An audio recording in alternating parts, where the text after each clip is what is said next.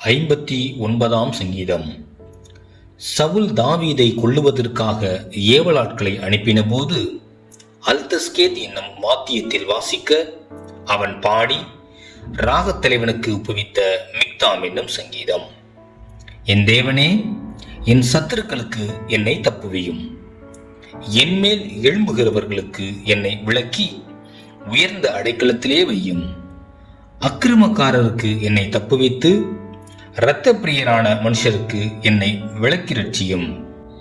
இதோ என் பிராணனுக்கு பதிவேறுகிறார்கள். கர்த்தாவே, என்னிடத்தில் மீறுதலும் பாவமும் இல்லாதிருந்தும் பலவான்கள் எனக்கு விரோதமாய் கூட்டம் கூடுகிறார்கள்.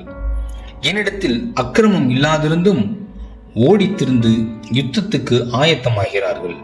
எனக்கு துணை செய்ய விழித்து என்னை நோக்கி பாரும். சேனைகளின் தேவனாகிய கர்த்தாவே, இஸ்ரவேலின் தேவனே, நீ சகல ஜாதிகளையும் விசாரிக்க விழித்தெழும்பும். வஞ்சகமாய் துரோகம் செய்கிற ஒருவருக்கும் தயை செய்யாதேயும். அவர்கள் சாயங்காலத்தில் திரும்பி வந்து நாய்களைப் போல ஊளையிட்டு ஊரை சுற்றித் திரிகிறார்கள். இதோ தங்கள் வார்த்தைகளை கக்குகிறார்கள். அவர்கள் உதடுகளில் பட்டயங்கள் இருக்கிறது. கேட்கிறவன் யார் என்கிறார்கள். ஆனாலும் கர்த்தாவே, நீர் அவர்களை பார்த்து நகைப்பீர். புறஜாதிகள் யாவரையும் இகழ்வீர். அவன் வல்லமையை நான் கண்டு உமக்கு காத்திருப்பேன். தேவனே எனக்கு உயர்ந்த அடைக்கலம். என் தேவன் தம்முடைய கிருபையினால் என்னை சந்திப்பார்.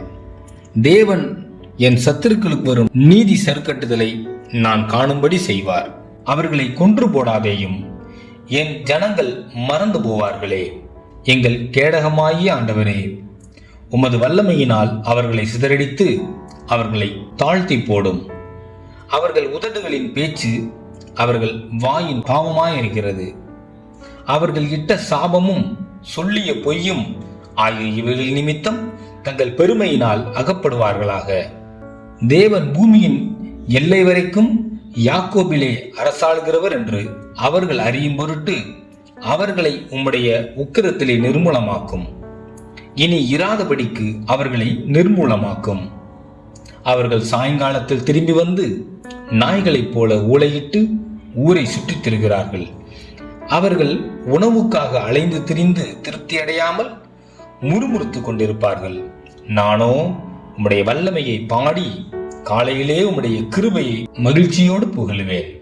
எனக்கு நெருக்கம் உண்டான நாளிலே நீர் எனக்கு தஞ்சமும் உயர்ந்த அடைக்கலமும் ஆனீர். என் பலனே, உம்மை கீர்த்தனம் பண்ணுவேன். தேவன் எனக்கு உயர்ந்த அடைக்கலமும் கிருபையுள்ள என் தேவனுமாயிருக்கிறார்.